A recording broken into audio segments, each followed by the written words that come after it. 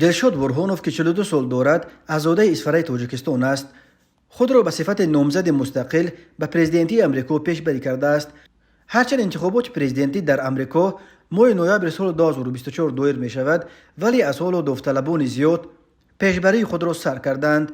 از جمله مهاجر تاجیک حقوقدان دلشاد برهانوف طبق شعار برنامه پیش از انتخاباتیش برای آن وارد این کارزار شده است که امریکا را به سوی بازم بهتر تغییر دهد. در برنامه پیش از انتخاباتیش دلشاد برهانوف از بین بردن منوپولیاها و تنظیم نرخ ذخیره‌های طبیعی و گاز را طلب گذاشته، همچنین با مقصد بهتر کردن پشتیبانی مالیوی مردم خواستار 50% بالا بردن سطح حداقل زیست شده است. برهانوف همچنین طرفدار حتمی گردانیدن ورزش برای خوانندگان مکتب‌ها و تبلیغ طرز سالم زندگی در بین جوانان بوده، در این زمان می‌خواهد که تبلیغات همجنسگرایی را در مکتب‌ها قطع کند.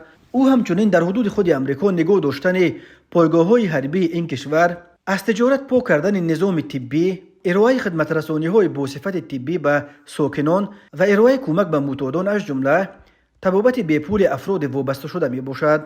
البته شانس ثبت نام شدن دلشاد برهانوف چندان زیاد نیست، پیش از همه به این دلیل که طبق قانون تنها آنهایی که در امریکا به دنیا آمدند می توانند پرزیدنت امریکا شوند. برهانوف در اسفره به دنیا آمده همگی چند سال پیش مقیم امریکا شده است. اگر یادتان باشد هنگام پیشبری باراک اوباما به پرزیدنتی، مسئله گویا در بیرون از قلمرو امریکا به دنیا آمدن او بحث‌های را برانگیخته بود. پهلوی دیگر این مسئله این است که هرچند هر دفعه به انتخابات پرزیدنتی امریکا ده نفر نامزدی خود را پیشبری میکنند، به طور سنتی مبارزه برای این مقام بین نامزدها از دو حزب اساسی جمهوری‌خواه و دموکرات دایر می شود. پرزیدنت کنونی امریکا جو بایدن از حزب دموکرات است. پرزیدنت قبلی دونالد ترامپ از حزب جمهوری‌خواهان نمایندگی میکرد و حالا عزم دارد که دیگر باره با بایدن وارد رقابت شود و به کاخ سفید برگردد. به عقیده دلشاد برهانوف نظام دو حزبی سیاسی که در سالها باز در امریکا وجود دارد کونه شده است و دیگر آن اندیشه و عقیده‌های گوناگونی را که در کشور وجود دارد انعکاس نمی‌کند.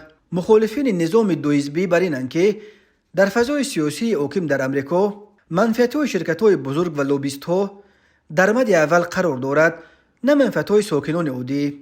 نام دلشاد برهانوف بار اول وقتی در سرخط خبرها قرار گرفت که ماه سپتامبر سال 2014 در درآمدگاه یکی از آشخانه‌های مکدونالدز در مسکو پایش به یک وام برخورد و او جراحت برداشت.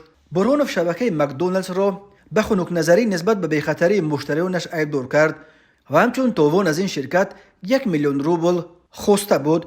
دادگاه در سال 2015 در نهایت این بحث را به منفعت برهانوف حل کرد، ولی حجم تاوان را 100 مرتبه کم کرد و مکدونالدز را موظف ساخت که به برهانوف 10,000 روبل تاوان بسپارند. با قرب سال 2015 این حدود $200 بود. خود دلشاد برهانوف آن وقت نقل کرده بود که نماینده مکدونالدز هنوز تا به دادگاه رفتن این ماجرا با او در تماس شده عذر پرسید و همچون جبران به او پیشنهاد کرد که این جنجال را در عوض یک خوراک بیپول حل کند.